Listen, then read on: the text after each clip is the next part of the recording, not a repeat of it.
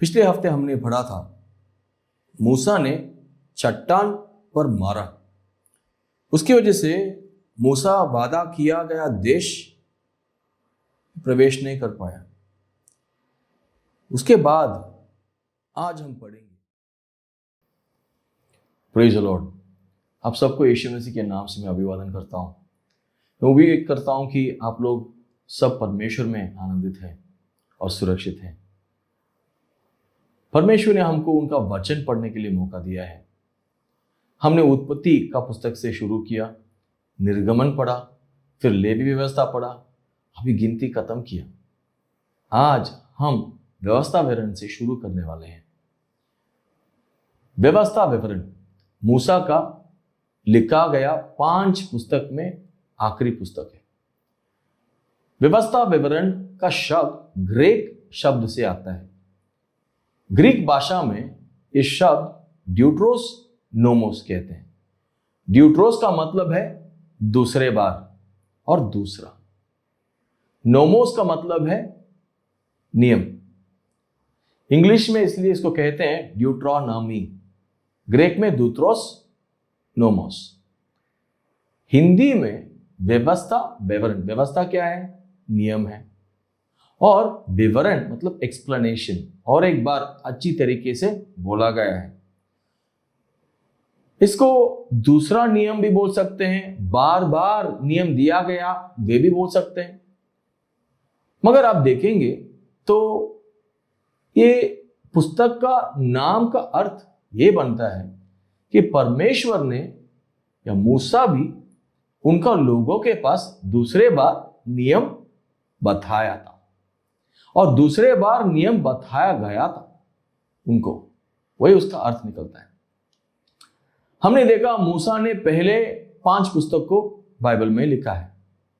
पहले उन्होंने क्या किया?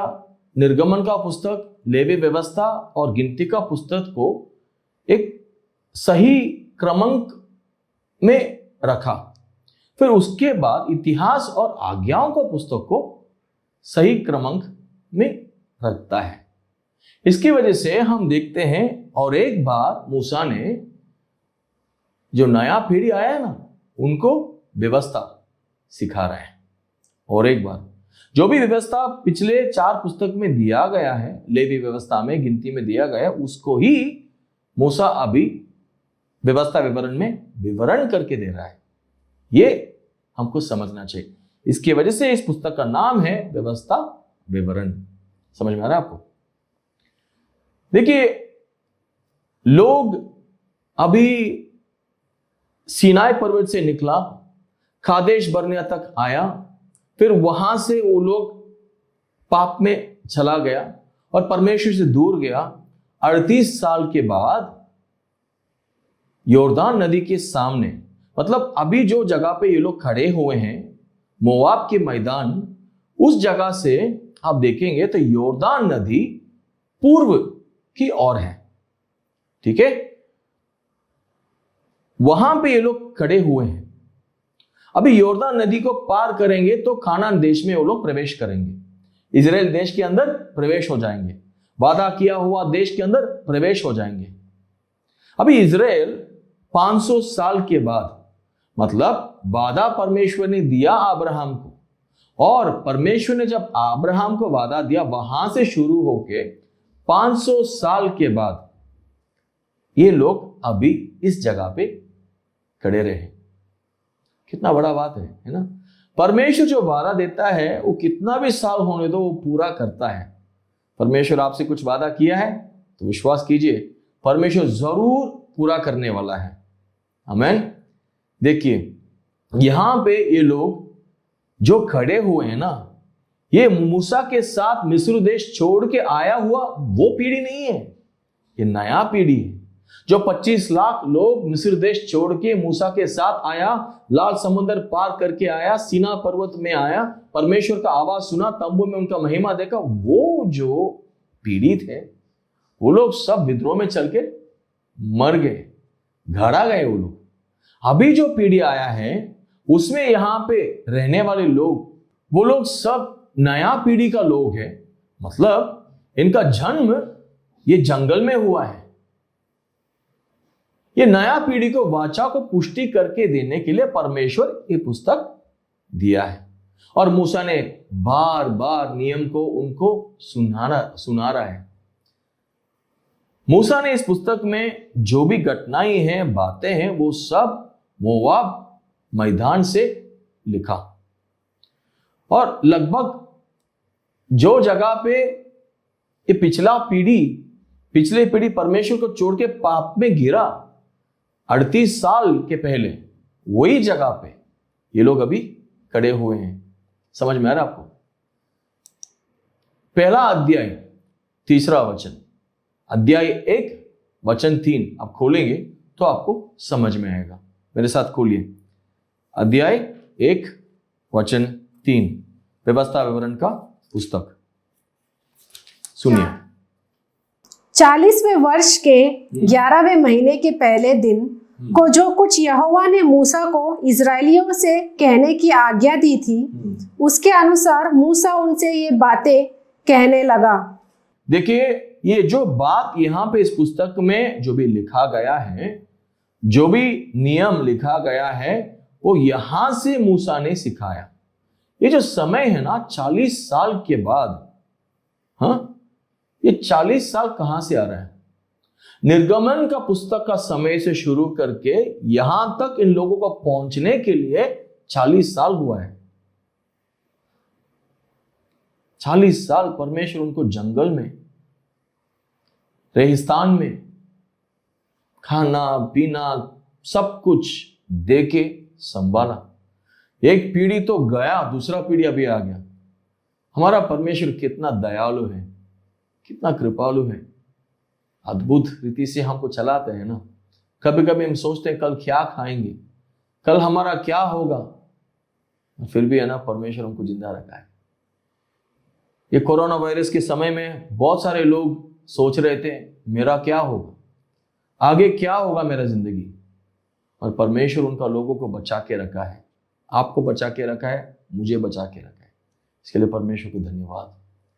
हमारा परमेश्वर बचाने वाला परमेश्वर है, हमको उद्धार देने वाला परमेश्वर है, हमको छुटकारा देने वाला परमेश्वर है। दुनिया में कुछ भी होने दो, परमेश्वर हमको सुरक्षित रखा है। इसके लिए आप उनको धन्यवाद दीजिए। देखिए, यहां पे ये लोग इस पुस्तक में शुरू करते हैं। अभी यहां पे मूसा ने नया पीढ़ी को सिखा रहा है। इसके बाद ये लोग यॉर्दान नदी को पार करके वादा किया हुआ देश में प्रवेश करेंगे। कहां है वो? किस पुस्तक में? योशुआ पुस्तक में हम देख पाएंगे। अध्याय 4 19वां वचन पढ़ेंगे तो आपको समझ में आएगा। योशुआ का पुस्तक अध्याय 4 19वां वचन खोलिए आपको बाइबल को। पहले महीने के 10वें दिन को प्रज्ञा के लोगों ने यरदान में से निकलकर यरीहो की पूर्वी सीमा पर गिलगाल में अपने डेरे डाले। गिलगाल में आके डेरा डाला ये लोग। कितना दिन? कम से कम 2 महीना हुआ है। 2 महीना हुआ है, क्योंकि आप देखेंगे तो मूसा इनके साथ अभी नहीं है। मूसा का मृत्यु हो गया। मूसा वादा किया हुआ देश के अंदर प्रवेश नहीं किया है। मूसा मोआब मैदान में मर गया, और उसके लिए 30 दिन ये लोग वहां पे रोते थे, दुख अनुसार करते थे। उसके बाद वहां से ये लोग चल के आए हैं। अभी 40 दिन के बाद वो लोग इस जगह पे, मतलब एरिको जाने का जगह पे आ गए वो लोग गिलगाल में। बीच में 2 महीने का जो भी घटनाएं हैं वो इस पुस्तक में शामिल है, वो भी आप समझना चाहिए। आपको और एक वचन में पढ़ना चाहता हूं, 34वां अध्याय वचन 8, व्यवस्था विवरण में 34वां अध्याय वचन 8। अब खोलिए और मेरे साथ पढ़िए। और इजरायली मोआब के अरबा में मूसा के लिए 30 दिन तक रोते रहे। तब मूसा के लिए रोने और विलाप करने के दिन पूरे हुए। क्यों?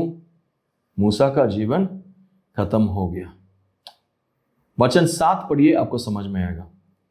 मूसा अपनी मृत्यु के समय 120 वर्ष का था, परंतु न तो उसकी आंखें धुंधली पड़ी और न उसका पौरुष घटा था। और इजरायली मोआब के अरबा में मूसा के लिए 30 दिन तक रोते रहे। तब मूसा के लिए रोने और विलाप करने के दिन पूरे हुए। देखिए 30 दिन वो लोग रोते थे। मूसा कितना बड़ा महान व्यक्ति था। हम कभी कभी बोलते हैं मूसा रहेगा तो कितना अच्छा रहेगा। मूसा के समय में परमेश्वर जो भी अद्भुत बड़ा बड़ा काम किया वो हम भी देखना चाहते हैं, उसमें हम भी शामिल होना चाहते हैं। मगर मालूम है मूसा के साथ जो लोग रहते थे वो लोग खुद मूसा का बात नहीं सुना।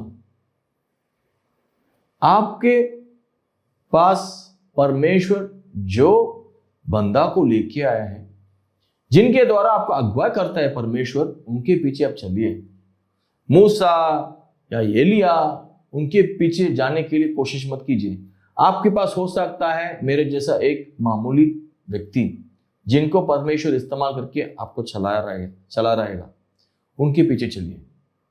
बात ये कहना चाहता हूं कि मूसा बहुत बड़ा महान व्यक्ति था, फिर भी लोग उनके विद्रोह पे चले, उसके वजह से वो लोग मर गए थे। अब एक नया पीढ़ी आया है, उस पीढ़ी को नियम दिया गया है, तुरंत वो लोग वादा किया हुआ देश में प्रवेश करने के लिए कोशिश कर रहे हैं, मगर उनका लीडर नहीं है अभी, इसके लिए रो रहे हैं वो लोग। इस पुस्तक को हम 4 खंड करके पढ़ सकते हैं, 4 खंड में देख सकते हैं। पहला खंड ये है, पहला अध्याय से शुरू होके अध्याय 4 तक आप पढ़ेंगे तो उसमें मूसा का पहला प्रचार है। क्या है? मूसा का पहला प्रचार। उसके बाद अध्याय 4 से आप शुरू करके 28वां अध्याय तक आप पढ़ेंगे, उसमें मूसा का दूसरा प्रचार रहेगा, दूसरा प्रचार हम कह सकते हैं। और उसके बाद 29वां अध्याय से शुरू करके 30वां अध्याय तक पूरा पढ़ेंगे तो उनका तीसरा प्रचार है।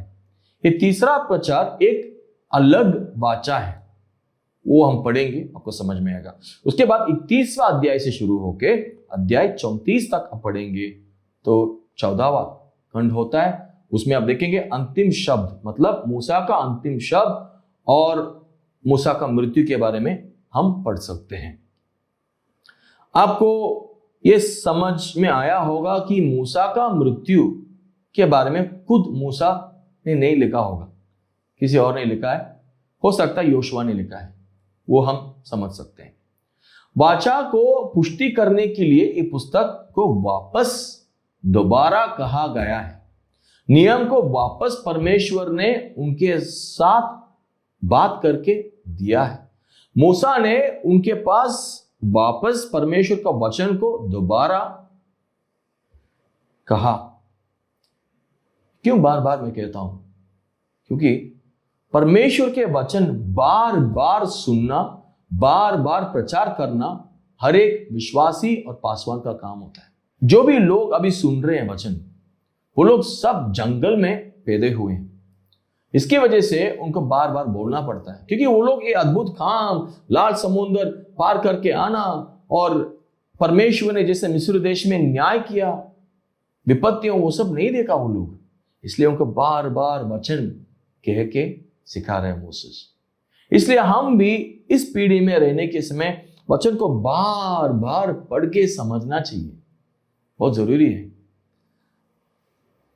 अभी मैं एक चीज कहना चाहता हूं कि वादा किया हुआ देश में प्रवेश करने के लिए इनको क्या क्या करना पड़ेगा। वो एक बहुत बड़ा आशीष है ना। देखिए, अब्राहम के साथ परमेश्वर ने जो वाचा दिया है वो वाचा बिना शर्त का है। अब्राहम की पीढ़ी में जो भी आएंगे, अब्राहम का दिया हुआ वाचा के अनुसार वो लोग वो आशीष अपना पाएंगे। मगर मूसा के द्वारा आया हुआ वाचा वो बिना शर्त का नहीं है, उसमें शर्त है। वो ये है कि परमेश्वर का आज्ञा मानना पड़ेगा। सबसे मूल्य शिक्षा इस पुस्तक में वही है। इसका मतलब यह है, हमें यह समझना जरूरी है कि जमीन के मालिक हम बन सकते हैं। जो वादा किया हुआ आशीष, मतलब जमीन, वो लोग अपना सकते हैं, मगर उसमें आनंदित होना, उसमें आनंद लेना, उस जमीन का आनंद लेना शर्त के अंदर आता है। और अच्छा से आपको मैं बोलना चाहता हूं, इसका मतलब यह है कि जब तक इज़राइल एक विश्वासी राष्ट्र या विश्वासी राज्य नहीं बनता, तब तक वो कभी भी उस देश का या भूमि का आनंद नहीं ले सकता। जब तक इज़राइल परमेश्वर के पीछे पूरा वफादारी से नहीं चलता, तो दिया गया देश का आनंद नहीं ले सकता और वह हमेशा परेशानी में रहेंगे। वही बात है, परमेश्वर ने उनका एकलौता पुत्र को भेजा, हमने उनके ऊपर विश्वास करते हैं, अनंत काल जीवन अपना सकते हैं, वादा तो हमको मिल गया। परमेश्वर का प्रेम तो बिना शर्त का है, मगर स्वर्ग जाने के लिए हमको परमेश्वर का आज्ञा मानना पड़ेगा, उनके पीछे चलना पड़ेगा, वचन पढ़ना पड़ेगा, वचन के अनुसार हम परमेश्वर को प्रेम करना पड़ेगा, उनके पीछे चलना पड़ेगा। वही है विश्वास, तभी हम प्रवेश कर पाएंगे अनंत काल जीवन। नहीं तो सोच लीजिए, ये जो वादा किया हुआ देश दूध और शहद से भरा हुआ देश है। परमेश्वर ये कहते हैं तुम्हारी ये जगह, लेकिन तुम्हें पूरा प्राप्त करने के लिए आज्ञा मान के चलना पड़ेगा। समझ में आ रहा है आपको? इज़राइल परमेश्वर के साथ एक अनोखा रिश्ता था। इज़राइल लोग परमेश्वर के लिए बहुत करीब थे। परमेश्वर ने उनको ये नया पीढ़ी को भी अब्राहम को दिया गया वाचा को पुष्टि करके देता है। हां, पिछले पीढ़ी, इसके पहले जो पीढ़ी था वो पीढ़ी में बहुत असफलता हुआ, मगर परमेश्वर ने ऐसा कह के उनको पुराना पीढ़ी का असफलता को लेके उसको एक सफलता बनाने का कदम बढ़ाने के लिए सिखा रहे हैं। हम कहते हैं ना कि असफलता तुम्हारा सफलता का पहला कदम होता है, सुना होगा। वैसे ही हम पिछली पीढ़ी की असफलता के बारे में देखते हैं इस पुस्तक में, मगर उसको हमारे असफलता बनाना नहीं चाहिए, पर उसको लेके हम सफलता पाना चाहिए परमेश्वर में। उसके लिए दिया गया है पुस्तक और बार बार नियम कहा गया है। आपको समझ में आएगा बोल मैं विश्वास करता हूं। मतलब ये पुस्तक से हम पुराना पीढ़ी की गलतियों से बच के रहना है। पुराना पीढ़ी जो भी गलतियां किया है उसमें से हम दूर रहना है। पुराने पीढ़ी में जो भी गलतियां हुआ था वो हम नहीं करना चाहिए। पुराने पीढ़ी जो भी विद्रोह में चल रहा था उस रास्ते में हम नहीं चलना चाहिए। उसके लिए बार बार वचन सुनना पड़ेगा, बार बार वचन को याद करना पड़ेगा, बार बार वचन को सीखना पड़ेगा, बार बार वचन को सिखाना पड़ेगा। इसलिए मैं वचन के बाद वचन, पुस्तक के बाद पुस्तक आपको मैं सिखाना चाहता हूं। यह पुस्तक एक सलाह की पुस्तक है। यह पुस्तक में हमें दिया गया नियम और आज्ञाओं को या उसके बारे में हम देख सकते हैं। इस पुस्तक में हम परमेश्वर ने इज़राइल लोगों को जितना भी वादा दिया है या आज्ञा दिया है वो सब हम देख के याद कर सकते हैं। और ये पुस्तक एक प्रचार का पुस्तक भी है। परमेश्वर का प्रेम के बारे में, परमेश्वर के कैसे प्रेम करना है वो सिखाने वाला पुस्तक भी है ये। और ये पुस्तक हमें चुनौती भी देता है। भाइयों बहनों, हमको परमेश्वर के द्वारा, यीशु मसीह के द्वारा स्वतंत्रता मिलता है। पुराना नियम में भी वैसे ही है। परमेश्वर के द्वारा ही इज़राइल देश मिस्र देश से छुटकारा पाके आगे आया। मगर स्वतंत्रता में चलने के लिए हमें जिम्मेदारी से चलना पड़ेगा। स्वतंत्रता में चलना बिना जिम्मेदारी, बिना हिसाबदारी नहीं है। एक व्यक्ति स्वतंत्रता में चलना चाहता है तो उसको जिम्मेदारी से चलना पड़ेगा और जवाबदेही स्थान में उसको रहना पड़ेगा। कोई भी होने दो, विश्वासी बन गया तो हिसाबदारी बनना पड़ेगा और जवाबदारी में रहना पड़ेगा। यह पुस्तक हमें सिखाता है कि हमें परमेश्वर के वचन में आज्ञाकारी बनना है और उसके द्वारा ही हमें आशीर्वाद मिलने वाला है। सिर्फ और सिर्फ परमेश्वर के वचन के पीछे हम चलेंगे तो ही हमको आशीर्वाद मिलने वाला है। आप आशीर्वाद के लिए तड़प रहे हैं क्या? आशीर्वाद के लिए प्रार्थना कर रहे हैं क्या? कभी कभी लोग बोलते हैं, पास्टर मैं फास्टिंग करके बहुत बार इसके लिए प्रार्थना किया, मैं बहुत सारा प्रचारक के पास गया और मीटिंग में गया, प्रार्थना करके लिया, फिर भी ये नहीं हो रहा है।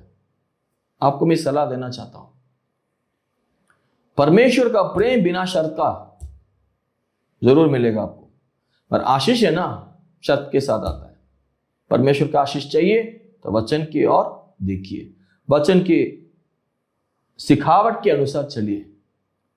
वचन के बिना आप चलने के लिए कोशिश करेंगे, सिर्फ प्रार्थना करके बैठेंगे, परमेश्वर आपका प्रार्थना सुन के जरूर आपको जवाब देने के लिए उनको होगा, मगर आशीष प्राप्त करने के लिए हमको परमेश्वर के वचन के द्वारा चलना जरूरी है। वही कहता है ये पुस्तक। व्यवस्था विवरण का पुस्तक का मतलब यही है। व्यवस्था को परमेश्वर ने विवरण करके दिया हमको और उसके अनुसार हमको चलना है। देखिए, परमेश्वर ने वचन देता है, काम करता है, मदद करता है, तो फिर भी है ना हम भूल जाते हैं, विद्रोह में चलते हैं, हमारे आंखों में जो भी दिखता है उसके पीछे हम चलते हैं। ये पुस्तक और एक चीज सिखाता है। क्या सिखाता है मालूम है? परमेश्वर को तुम प्रेम करो, और प्रेम करना है तो आज्ञा मान के प्रेम करो।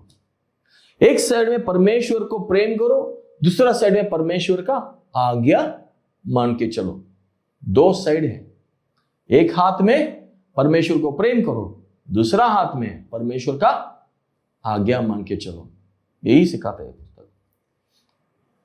इसका मतलब यह है कि आप परमेश्वर से प्यार करते हैं, परमेश्वर से प्रेम करते हैं, तो वो आज्ञा मान के ही दिखा सकते हैं। आप बोल सकते हैं परमेश्वर मैं आपको प्रेम करता हूं, तो फिर आज्ञा मान के दिखाओ। वही मूसा ने कहा, मूसा ने वही सिखाया लोगों को। सिर्फ और सिर्फ परमेश्वर को आज्ञा मान के ही आप प्रसन्न कर पाएंगे। विश्वास के द्वारा चलने के लिए आपको परमेश्वर का वचन चाहिए। वचन सुन के पढ़ के आप विश्वास में बढ़ सकते हैं। सो वचन में आप आगे बढ़ना चाहते हो तो परमेश्वर के आज्ञा मान के आपको चलना पड़ेगा, तभी आप परमेश्वर को प्रेम करते हैं, दिखा रहे हैं परमेश्वर को मैं तुमको प्रेम करता हूं परमेश्वर। ठीक है। मत्ती का अध्याय 4, नया नियम में मत्ती का अध्याय 4 वचन 4 खोलिए, आपको समझ में आएगा मैं क्या बोलना चाहता हूं। यीशु ने उत्तर दिया, लिखा है मनुष्य केवल रोटी ही से नहीं परंतु हर एक वचन से जो परमेश्वर के मुख से निकलता है जीवित रहेगा। आमीन। देखिए, यीशु मसीह खुद वचन को लेके जब शैतान उनको परीक्षा किया, उस जगह पे वचन को लेके वार कर रहा है। वापस पढ़िए ना। यीशु ने उत्तर दिया, लिखा है मनुष्य केवल, लिखा गया वचन बहुत जरूरी है भाइयों बहनों। ये लिखा गया वचन शब्दों को पढ़ना चाहिए। मगर हम बहुत बार ये कहते हैं परमेश्वर का वचन मुझे आया, कैसे? भविष्यवाणी के रूप से, ये व्यक्ति के रूप से, एक प्रचारक के रूप से। सही है, परमेश्वर बात करते हैं, वो जरूरी है, क्योंकि हम सही रास्ते पे कैसे चलेंगे? नहीं तो कोई सिखाने वाला चाहिए ना। मगर लिखा गया वचन भी जरूरी है। मैं मानता हूं हर एक क्रिस्ती बाइबल को एक ऊंची जगह पे रखते हैं, हाथ पे रखते हैं, सर पे रखते हैं, नीचे नहीं रखेंगे, मगर उसको दिल में रखते हैं क्या? पढ़ के अपनाते हैं क्या? उसके द्वारा चलते हैं क्या? वो सवाल का जवाब आपको देना पड़ेगा। मालूम है, इस पुस्तक में 21 बार प्रेम का शब्द इस्तेमाल हुआ। कितने बार? 3 शब्दों इसमें बार बार इस्तेमाल हुआ इस पुस्तक में, व्यवस्था विवरण में। पहला शब्द है प्रेम, 21 बार लिखा गया है। और दूसरा शब्द है सुनो। सुनो इज़राइल, सुनो। 50 बार वो शब्द कहा गया है इस पुस्तक में, और एक तरीके का शब्द इस्तेमाल हुआ है, 3-4 शब्द, उसका अर्थ एक ही है, करो, आज्ञा मानो, उसके पीछे चलो, अपनाओ। उन सब शब्दों में एक ही अर्थ निकलता है, वचन के अनुसार कार्य में तुम चलो, वचन के अनुसार तुम चलो, सुन के छोड़ने का नहीं, सुन के उसमें चलना है। 177 बार कहा गया वैसा शब्द। मालूम है, नया नियम में व्यवस्था विवरण का वचन 90 बार बताया गया है, कोई ना कोई इस्तेमाल किया है। यीशु मसीह खुद मत्ती का 4 अध्याय 4 वचन 4 हमने जैसे पढ़ा, वो वचन व्यवस्था विवरण का अध्याय 8 में 3 वचन को इस्तेमाल किया है, वहां पे आता है। इस पुस्तक का महत्वपूर्ण संदेश यही है। खोलिए आपका बाइबल को, अध्याय 6 वचन 4, व्यवस्था विवरण अध्याय 6 वचन 4। हे इज़राइल सुन, यहोवा हमारा परमेश्वर है। हे इज़राइल सुन, सुनो, सुनो मेरा बात। इज़राइल भाइयों बहनों, सुनिए परमेश्वर का बात, उनका वचन। परमेश्वर कह रहा है, इज़राइल सुनो मेरा बात, बेटा सुनो मेरा बात, वही है। आगे पढ़िए। यहोवा एक ही है। यहोवा एक ही है। तू अपने परमेश्वर यहोवा से अपने सारे मन और सारे जीव और सारी शक्ति के साथ प्रेम रखना। आमीन। तुम्हारा परमेश्वर एक ही है, उसको पूरे दिल से, पूरे मन से, पूरे शक्ति से प्रेम करो। यही सबसे बड़ा संदेश इस पुस्तक में, सबसे मूल्य या महत्वपूर्ण मैसेज इस पुस्तक में वही है। परमेश्वर से पूरे दिल और पूरे मन से प्रेम करो। आधा मन आधा दिल से नहीं, पूरा दिल बिना मन नहीं, पूरा मन बिना दिल का नहीं, पूरे दिल, पूरे मन, पूरी शक्ति से, मतलब काम के द्वारा प्रेम करो। सिर्फ एक ही परमेश्वर है कहा गया है इस पुस्तक में। सुनो भाइयों बहनों, परमेश्वर से प्रेम आप उनकी आज्ञा मानकर दिखा सकते हैं। परमेश्वर से प्रेम आप उनकी आज्ञा मानकर दिखा सकते हो, बस दिखाओ।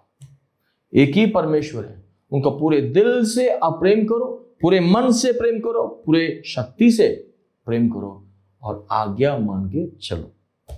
यही आज का संदेश है। अगले हफ्ते हम इसके आगे पढ़ेंगे, मिलेंगे। प्रार्थना करें। चलो। पिता परमेश्वर, मैं प्रार्थना करता हूं कि हमारे भाइयों बहनों को आप आशीष कीजिए, आपका वचन सिखाइए उनको, उसके द्वारा चलने के लिए सिखाइए।